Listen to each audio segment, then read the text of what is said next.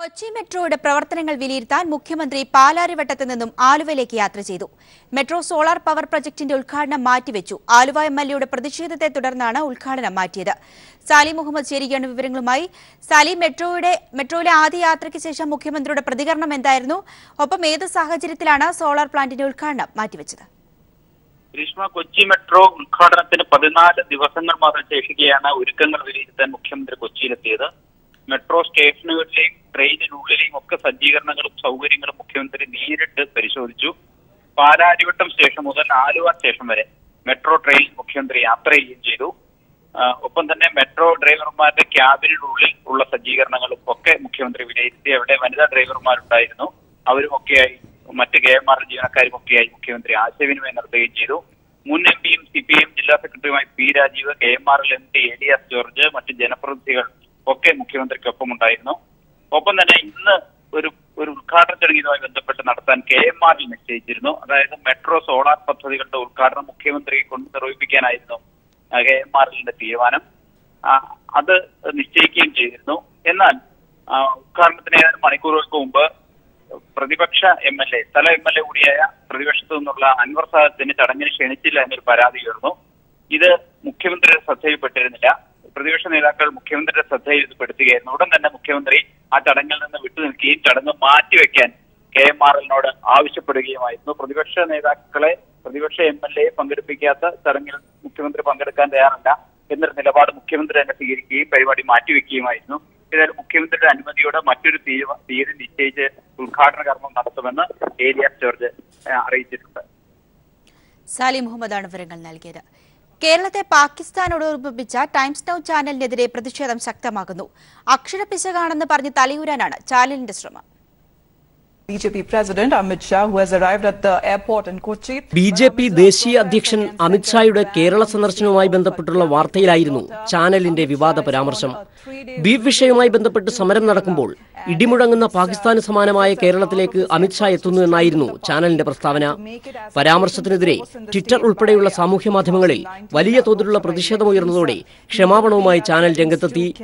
Keralam എന്നെഴുതേണ്ടിടത്ത് type ചെയ്തപ്പോൾ പാകിസ്ഥാൻ എന്നായിപ്പോയി എന്ന ദുർബലമായ വാദമാണ് ചാനൽ മുന്നോട്ട് വച്ചത്. ബീഫ് നിരോധന വിഷയത്തിൽ ദേശവ്യാപക പ്രക്ഷോഭത്തിന് നേതൃത്വം കൊടുത്തത് കേരളമാണ്. യോജിച്ചിട്ടുള്ള പ്രക്ഷോഭം ആവശ്യപ്പെട്ട് മുഖ്യമന്ത്രി പിണറായി വിജയൻ മറ്റ് സംസ്ഥാനങ്ങളിലെ മുഖ്യമന്ത്രിമാർക്ക് കത്തയക്കുകയും ചെയ്തിരുന്നു. BJPയും സംഘപരിവാർ സംഘടനകളും കേരളത്തിനെതിരെയും പ്രത്യേകിച്ച് ഇടതുപക്ഷത്തിനെതിരെയും അക്രമങ്ങൾ അഴിച്ചുവിട്ട സാഹചര്യത്തിൽ ടൈംസ് നൗ പാകിസ്ഥാൻ പരാമർശവുമായി എത്തിയത് സംശയത്തിന് ഇടവരുത്തിയിരിക്കുകയാണ്. News desk. RSS പരിപാടിയിൽ പങ്കെടുത്ത് ഇരിങ്ങാലക്കുട MLA KU അരുണിനെതിരെ അച്ചടക്ക നടപടി സ്വീകരിക്കുമെന്ന് CPM തൃശൂർ ജില്ലാ സെക്രട്ടറി K. രാധാകൃഷ്ണൻ. RSSനെതിരെ വിട്ടുവീഴ്ചയില്ലാത്ത നിലപാട് സ്വീകരിക്കുന്നതിനിടെ തെറ്റിദ്ധരിച്ചാണെങ്കിലും പരിപാടിയിൽ പങ്കെടുത്തത് തെറ്റായ നടപടിയാണെന്നും പരസ്യശാസന വേണമെന്നും ഇരിങ്ങാലക്കുട ഏരിയ കമ്മിറ്റി ആവശ്യപ്പെട്ടിരുന്നു. ഈ നിർദ്ദേശം ജില്ലാ നേതൃത്വം പരിശോധിച്ച് നടപ്പിലാക്കാൻ തീരുമാനിക്കുകയായിരുന്നുവെന്ന് K. രാധാകൃഷ്ണൻ വ്യക്തമാക്കി. RSSനോടും സംഘപരിവാറിനോടും വിട്ടുവീഴ്ചയില്ലാത്ത നിലപാടുകൾ സ്വീകരിച്ചുകൊണ്ട് മുന്നോട്ട് പോവുകയാണ്. അത്തരമൊരു സന്ദർഭത്തിലാണ് പാർട്ടിക്ക് ദോഷകരമായി എത്തിയിരുന്ന രീതിയിൽ RSS സംഘടിപ്പിച്ച പരിപാടിയിൽ തെറ്റിദ്ധരിച്ചുകൊണ്ടാണെങ്കിൽ പോലും പങ്കെടുത്തത് തെറ്റായ സമീപനമാണ് എന്ന് ഇരിഞ്ഞാലക്കുട പാർട്ടി ഏരിയ കമ്മിറ്റി ചർച്ച ചെയ്ത് കണ്ടെത്തുകയും ചെയ്തു. അരുൺ മാഷെ പരസ്യമായി RSSന്റെ പരിപാടിയിൽ പങ്കെടുത്തതിന് പരസ്യമായി ശാസിക്കാൻ വേണ്ടി തീരുമാനിച്ചിരിക്കുകയാണ്. ആ തീരുമാനം അറിയിക്കുകയാണ്. ജമ്മു ശ്രീനഗർ ദേശീയപാതയിൽ ഭീകരാക്രമണം. കുൽഗാമിലുണ്ടായ ആക്രമണത്തിൽ ഒരു സൈനികൻ കൊല്ലപ്പെട്ടു, 5 സൈനികർക്ക് പരിക്കേറ്റു. ഇതിനിടെ പൂഞ്ച് സെക്ടറിൽ പാകിസ്ഥാൻ വീണ്ടും വെടിനിർത്തൽ കരാർ ലംഘനം നടത്തി. അതേസമയം പാകിസ്ഥാനിൽ നിന്നും ധനസഹായം ലഭിക്കുന്നുവെന്ന സൂചനയെ തുടർന്ന് കശ്മീരിൽ വിഘടനവാദി നേതാക്കളുടെ വസതിയിൽ NIA നടത്തിയ റെയ്ഡിൽ 1 കോടി രൂപയും പിടിച്ചെടുത്തു. മനു ശങ്കർ ചേരുകയാണ് വിശദാംശങ്ങളുമായി. മനു, എന്തൊക്കെയാണ് കൂടുതൽ വിവരങ്ങൾ? ഗ്രീഷ്മ, ബിംബർ ബട്ടോർ മേഖലയിൽ നിയന്ത്രണ രേഖയ്ക്ക് സമീപം ഇന്ത്യ സൈനിക പോസ്റ്റുകൾക്ക് നേരെ ആക്രമണം നടത്തുകയും 6 പാകിസ്ഥാൻ സൈനികരെ കൊലപ്പെടുത്തുകയും ചെയ്തതിന് തൊട്ടു പിന്നാലെയാണ് പാകിസ്ഥാന്റെ ഭാഗത്തു നിന്നുള്ള പ്രകോപനം തുടർക്കഥയാകുന്നത്. ഇന്ന് രാവിലെ പൂഞ്ച് സെക്ടറിലെ ഇന്ത്യൻ സൈനിക പോസ്റ്റുകൾക്ക് നേരെ പാകിസ്ഥാൻ വെടിനിർത്തൽ കരാർ ലംഘനം നടത്തി. ഇതിന് തൊട്ടു പിന്നാലെ ഇന്ന് കൃഷ്ണഘാട്ടി സെക്ടറിലും അതോടൊപ്പം ആനന്ദ് ദാഗിലെയും ഇന്ത്യൻ സൈനിക വാഹന വ്യൂഹത്തിന് നേരെ പാകിസ്ഥാൻ വെടിയുതിർത്തു. ഇതിനെ തുടർന്ന് 2 ഇന്ത്യൻ സൈനികർ കൊല്ലപ്പെട്ടു എന്നാണ് ഇതുവരെ ഔദ്യോഗികമായി സൈന്യം സ്ഥിരീകരിച്ചിരിക്കുന്നത്. ഇപ്പോഴും ഏറ്റുമുട്ടൽ തുടരുകയാണ്. 6 സൈനികർക്ക് ഗുരുതരമായി പരിക്കേറ്റിട്ടുണ്ട്. ഇവരെ കാശ്മീരിലെ സൈനിക ആശുപത്രിയിലേക്ക് പ്രവേശിപ്പിച്ചിരിക്കുകയാണ്. ഇതോടൊപ്പം എൻഫോഴ്സ്മെന്റ് ഡയറക്ടറേറ്റ് പാകിസ്ഥാനിൽ നിന്നും കാശ്മീരിൽ സംഘർഷം സൃഷ്ടിക്കുന്നതിന് വിഘടനവാദി നേതാക്കൾക്ക് പണം നൽകിയിട്ടുണ്ട് എന്ന വിവരത്തിന്റെ അടിസ്ഥാനത്തിൽ എൻഫോഴ്സ്മെന്റ് റെയ്ഡ് നടത്തിയിരുന്നു. 2 കോടി രൂപയോളമാണ് 14 ഇടങ്ങളിലായി നടത്തിയ റെയ്ഡിൽ എൻഫോഴ്സ്മെന്റ് ഇതുവരെ കണ്ടെത്തിയിരിക്കുന്നത്. ദില്ലിയും അതോടൊപ്പം കാശ്മീരിലെ വിഘടനവാദി നേതാക്കളുടെ വീടും കേന്ദ്രീകരിച്ചായിരുന്നു റെയ്ഡ്.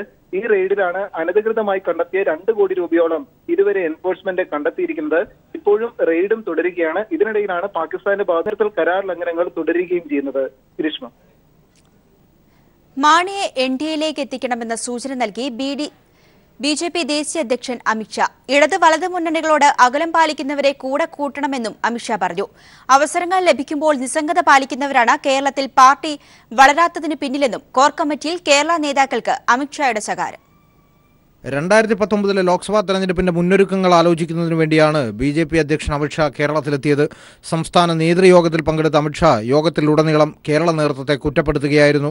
അവസരങ്ങൾ മുതലാക്കുന്നതിലെ നിസ്സംഗതയാണ് കേരളത്തിൽ ബി.ജെ.പി. വളരാത്തതിന് കാരണമെന്ന് അമിത്ഷാ പറഞ്ഞു. മാർഗത്തേക്കാൾ ലക്ഷ്യത്തിനാണ് പ്രാധാന്യം കൊടുക്കേണ്ടതെന്നും ഏതു മാർഗം ഉപയോഗിച്ചും സീറ്റുകൾ നേടുകയാണ് വേണ്ടതെന്നും കൂട്ടിച്ചേർത്തു. കെ.എം. മാണിയെ എൻ.ഡി.എ മുന്നണിയിൽ എടുക്കുന്നതിന്റെ സാധ്യതകളും അമിത്ഷാ ആലോചിക്കുന്നുണ്ട്.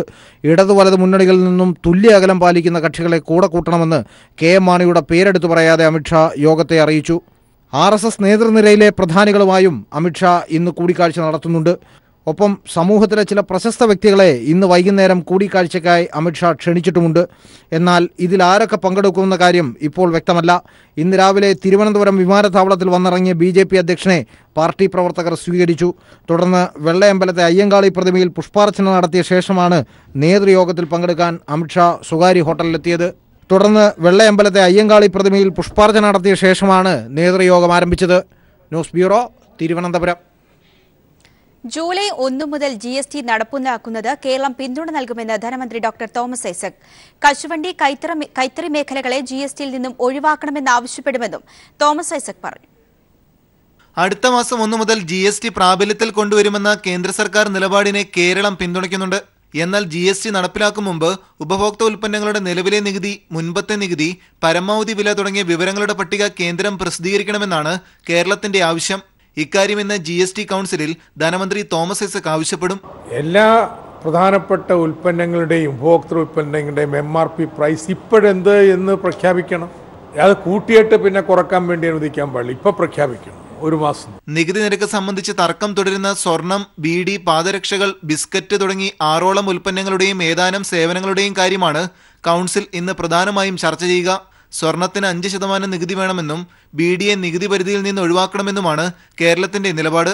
250 രൂപയ്ക്ക് മുകളിലുള്ള സിനിമാ ടിക്കറ്റുകൾക്ക് ഏർപ്പെടുത്തിയ 28% നികുതിയിൽ നിന്ന് ഇൻപുട്ട് ടാക്സ് ക്രെഡിറ്റ് ആർക്ക് എന്ന അവ്യക്തത നിലനിൽക്കുന്നുണ്ട്. ഇക്കാര്യവും ഇന്നത്തെ യോഗത്തിൽ ചർച്ചയാകും.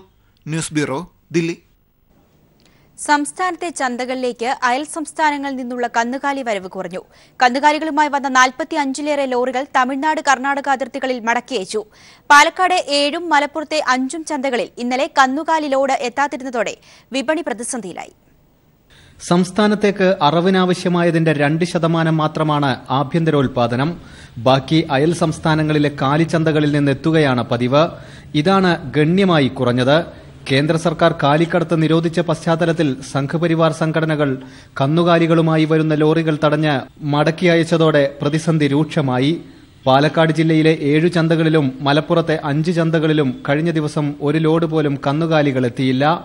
വ്യാപാരികൾ സംസ്ഥാന സർക്കാരിന്റെ നടപടികൾ പ്രതീക്ഷയോടെ കാത്തിരിക്കുകയാണ്. കേരളത്തിലെ ഗവൺമെന്റ് ആ കാര്യത്തിൽ ഒരു വലിയ മുൻകൈ എടുത്തു എന്നുള്ളതാണ് സ്വാതന്ത്ര്യ തൊഴിലാളികളുടെ അഭിപ്രായം. ഞങ്ങൾക്ക് പല കാര്യങ്ങളിലും സർക്കാരുമായിട്ടുള്ള തർക്കങ്ങളുണ്ട്, അഭിപ്രായ വ്യത്യാസങ്ങളുണ്ട്, അതൊക്കെ മറ്റൊരു വിഷയം. പക്ഷേ ഈ കാര്യത്തിൽ ഇന്ത്യയിലെ ഇതര സംസ്ഥാനങ്ങളിലെ മുഖ്യമന്ത്രിമാരുമായി ബന്ധപ്പെട്ടും കേരളത്തിൽ തന്നെ ഒരു നിയമസഭാ സമ്മേളനം നടത്തിയും അത് കേരളത്തിലൊരു പൊതുവികാരം ഇതിനെതിരായി വളർത്തിക്കൊണ്ടുവരുന്നതിനും അതിനെ നിയമപരമായി തടയുന്നതിനുമൊക്കെ തന്നെ കേരള സർക്കാർ സ്വീകരിച്ചു വരുന്ന എല്ലാ നടപടികൾക്കും സ്വാതന്ത്ര്യ തൊഴിലാളി യൂണിയന്റെ അകമഴിഞ്ഞ പിന്തുണയുണ്ടാകും എന്നുകൂടി ഈ റംസാൻ വിപണി സജീവമായിരിക്കെ അറവിനുള്ള കാലികളുടെ ലഭ്യത നിലച്ചത് കച്ചവടം പ്രതിസന്ധിയിലാക്കി. ഈ സ്ഥിതി തുടർന്നാൽ വരും ദിവസങ്ങളിൽ മാട്ടിറച്ചി ലഭ്യമല്ലാതാവുമെന്നാണ് കണക്കുകൂട്ടുന്നത്. News bureau, Malappuram. അസമിൽ വ്യോമസേനാ വിമാനം തകർന്നു മരിച്ച പൈലറ്റ് അച്യുദേവിന്റെ മൃതദേഹം 3 മണിയോടെ കോഴിക്കോട് വീട്ടുവളപ്പിൽ സംസ്കരിക്കും. അച്യുദേവിന്റെ മൃതദേഹം പന്തീരങ്കാവിലെ വീട്ടുവളപ്പിൽ പൊതുദർശനത്തിന് വെച്ചിരിക്കുകയാണ്. പൂർണ്ണ സൈനിക ബഹുമതികളോടെയായിരിക്കും സംസ്കാര ചടങ്ങുകൾ നടക്കുക. മേഘ മാധവൻ ചേരുകയാണ് വിവരങ്ങളുമായി. മേഘ, എന്തൊക്കെയാണ് വിവരങ്ങൾ? ഗിരീഷ്മ, സംസ്കാര ചടങ്ങുകൾക്ക് മുന്നോടിയായുള്ള സൈനിക ചടങ്ങുകൾ നിലവിൽ ഇപ്പോൾ ഇവിടെ ആരംഭിച്ചിരിക്കുന്നു. അല്പസമയത്തിനകം തന്നെ സംസ്കാരം നടക്കുമെന്നാണ് നമുക്ക് അറിയാൻ സാധിക്കുന്നത്. സൈനിക ബഹുമതിയോടുകൂടിയാണ്, പൂർണ്ണ സൈനിക ബഹുമതിയോടുകൂടിയാണ് സംസ്കാര ചടങ്ങുകൾ നടക്കുക. കോയമ്പത്തൂരെ സൈനിക കേന്ദ്രത്തിലെ 60 സൈനികരാണ് സംസ്കാര ചടങ്ങുകൾക്ക് നേതൃത്വം നൽകുന്നത്. ആ ചടങ്ങാണ് ഇപ്പോൾ ഇവിടെ ആരംഭിച്ചിരിക്കുന്നത്. ഏകദേശം രാവിലെ 11 മണിയോടുകൂടിയാണ് വ്യോമസേനാ വിമാനം തകർന്ന് മരണപ്പെട്ട അച്യുദേവിന്റെ മൃതദേഹം കോഴിക്കോട് കരിപ്പൂർ എയർപോർട്ടിൽ എത്തിച്ചത്. 11:30 പന്തീരങ്കാവ് പന്നിയൂർക്കുളത്തെ വീട്ടിലും എത്തിക്കുകയുണ്ടായി. ഇവിടെ ഇപ്പോഴും മൃതദേഹം പൊതുദർശനത്തിന് വെച്ചിരിക്കുകയാണ്. കേരള സർക്കാരിനു വേണ്ടി മന്ത്രി കടന്നപ്പള്ളി രാമചന്ദ്രൻ, ഒപ്പം തന്നെ ജനപ്രതിനിധികൾ ഉൾപ്പെടെയുള്ള ആളുകൾ ഇവിടെ എത്തി അന്തിമോപചാരം അർപ്പിച്ചിരുന്നു. ഇപ്പോൾ ഇവിടെ പൊതുദർശനം നടക്കുകയാണ്. അല്പസമയത്തിനകം തന്നെ സംസ്കാരം നടക്കും. ഗിരീഷ്മ, അച്യുദേവിന്റെ മൃതദേഹം അല്പസമയത്തിനകം സംസ്കരിക്കും.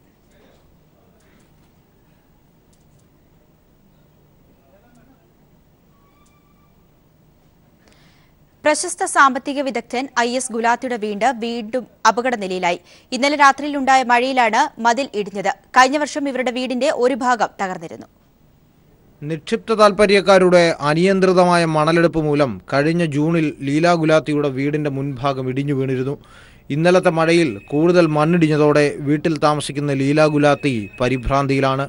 അടുത്ത മഴക്കാലത്ത് വീടിന് കേടുപാട് സംഭവിക്കുമെന്ന് അധികാരികളെ നേരത്തെ അറിയിച്ചിരുന്നതായി ലീല ഗുലാത്തി പറയുന്നു.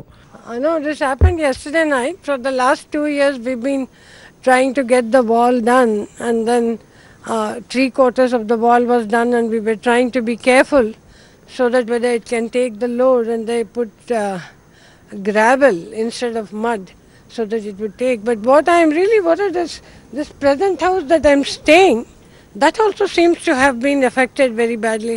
So I think something very urgently will have to be done to save this house so that I can stay here. കുന്നിന് മുകളിലുള്ള വീട് ഇടിഞ്ഞു വീഴാതിരിക്കണമെങ്കിൽ കരിങ്കൽ ഭിത്തി കെട്ടി സംരക്ഷിക്കണമെന്നാണ് ലീല ഗുലാത്തിയുടെ ആവശ്യം. അടിയന്തര നടപടികൾ ഉണ്ടായില്ലെങ്കിൽ ഈ മഴക്കാലത്ത് തന്നെ വലിയ അത്യാഹിതങ്ങൾ സംഭവിക്കാൻ സാധ്യതയുണ്ട്. News bureau, Thiruvananthapuram. ജൂലൈ 1 മുതൽ GST നടപ്പിലാക്കുന്നതിന് കേരളം പിന്തുണ നൽകുമെന്ന് ധനമന്ത്രി ഡോക്ടർ തോമസ് ഐസക്. കശുവണ്ടി, കൈത്തറി മേഖലകളെ GSTയിൽ നിന്നും ഒഴിവാക്കണമെന്നാവശ്യപ്പെടുമെന്നും തോമസ് ഐസക് പറഞ്ഞു. എല്ലാ പ്രധാനപ്പെട്ട ഉൽപ്പന്നങ്ങളുടെയും ഉപഭോക്തൃ ഉൽപ്പന്നങ്ങളുടെയും MRP പ്രൈസ് ഇപ്പോഴെന്ത് എന്ന് പ്രഖ്യാപിക്കണം. അത് കൂട്ടിയിട്ട് പിന്നെ കുറക്കാൻ വേണ്ടി അനുവദിക്കാൻ പാടില്ല. ഇപ്പോൾ പ്രഖ്യാപിക്കണം, ഒരു മാസം. 2, നേരത്തെ എക്സൈസ്, VAT, ലക്ഷറി ടാക്സ് ഇങ്ങനെ വിവിധ ഇനങ്ങളിലായിട്ട് എത്രയാണ് നികുതി എന്നുള്ളത് പറയണം. പുതിയ നികുതി അറിയാമല്ലോ, അതനുസരിച്ച് വില കുറയണം. അങ്ങനെ കുറയുന്നില്ലെങ്കിൽ അതിൻ്റെ അർത്ഥം GST വന്നതിൻ്റെ നേട്ടം മുഴുവൻ കോർപ്പറേറ്റുകൾക്കായിരിക്കും എന്നുള്ളതാണ്. സംസ്ഥാനത്ത് പെയ്യുന്ന മഴയിൽ വ്യാപക നാശം. തലസ്ഥാന നഗരിയിൽ പലയിടത്തും വീടുകൾക്ക് നാശനഷ്ടം സംഭവിച്ചു. കനത്ത മഴയിൽ പേയാട് BP നഗറിലെ നിഷിയുടെ വീടിന്റെ അടിവാരം ഇളകി. കനത്ത കാറ്റിലും മഴയിലും മണ്ണിളകി മാറിയതോടെ വീട്ടിലുള്ളവർ അപകടനിലയിലാണ്. ഇരുനില വീടിന്റെ അസ്ഥിവാരം ഇളകിയതോടെ തൊട്ടടുത്ത് താമസിക്കുന്നവർ പരിഭ്രാന്തിയിലാണ്.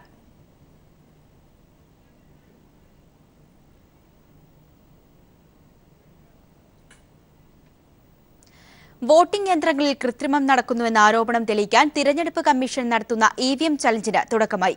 വെല്ലുവിളി ഏറ്റെടുത്ത CPIM-ഉം NCP-യും മാത്രമാണ്.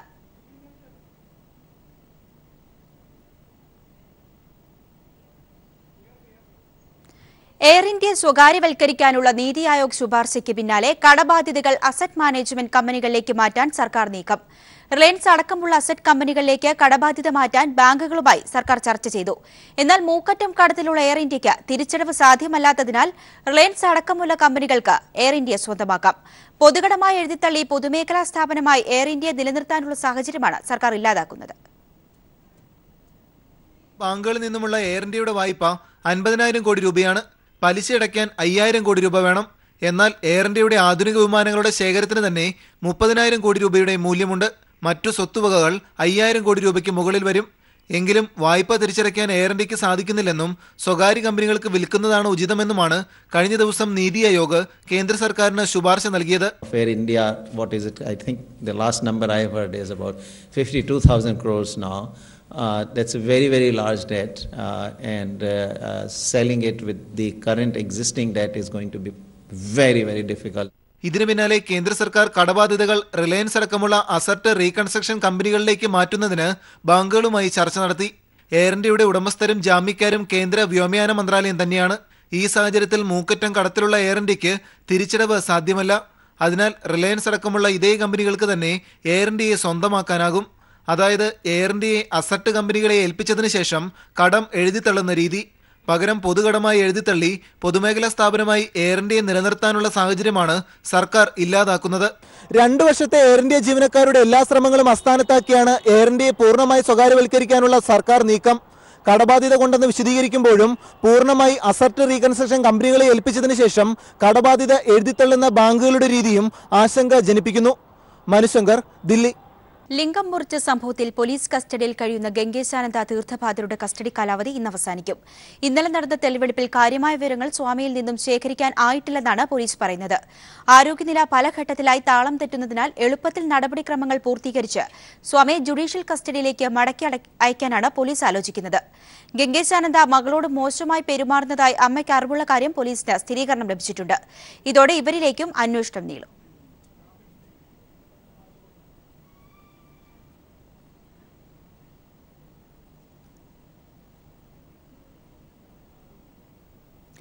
വോട്ടിംഗ് യന്ത്രങ്ങളിൽ കൃത്രിമം നടക്കുമെന്ന ആരോപണം തെളിയിക്കാൻ തിരഞ്ഞെടുപ്പ് കമ്മീഷൻ നടത്തുന്ന ഇവിഎം ചലഞ്ചിന് തുടക്കമായി.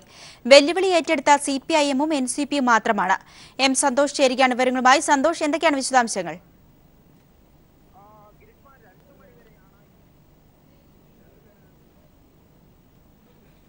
പ്രതിനിധീകരിച്ചുള്ള ഈ ചലഞ്ചിൽ പങ്കെടുക്കുന്ന സാങ്കേതിക വിദഗ്ധർ തെരഞ്ഞെടുപ്പ് കമ്മീഷൻ ആസ്ഥാനത്ത് നിന്നും പുറത്തു വന്നിട്ടില്ല. ഏതായാലും ഈ യന്ത്രങ്ങൾ ഹാക്ക് ചെയ്യാനുള്ള ഒരു ശ്രമം 2 രാഷ്ട്രീയ പാർട്ടികളും അയച്ച പ്രതിനിധികളുടെ സാങ്കേതിക വിദഗ്ധരുടെ ഭാഗത്ത് നിന്നും ഉണ്ടായിട്ടില്ല. മറിച്ച് ഈ സംവിധാനങ്ങളെ, സാങ്കേതിക വസ്തുക്കളെ സംബന്ധിച്ച പരിശോധന, അതായത് ഈ തിരഞ്ഞെടുപ്പ് ഉപയോഗിക്കുന്ന യന്ത്രങ്ങളുടെ വിശ്വാസ്യത സംബന്ധിച്ച പരിശോധനയാണ് നടത്തിയത്. നേരത്തെ തന്നെ CPM ഈ കാര്യം വ്യക്തമാക്കുകയും ചെയ്തിരുന്നു.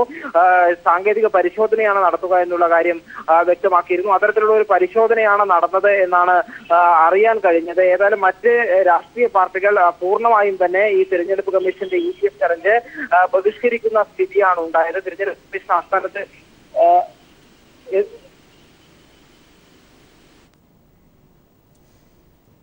വോട്ടിംഗ് യന്ത്രങ്ങളിൽ കൃത്രിമം നടക്കുമെന്ന ആരോപണം തെളിയിക്കാൻ തിരഞ്ഞെടുപ്പ് കമ്മീഷൻ നടത്തുന്ന ഇവിഎം ചലഞ്ച് പുരോഗമിക്കുകയാണ്.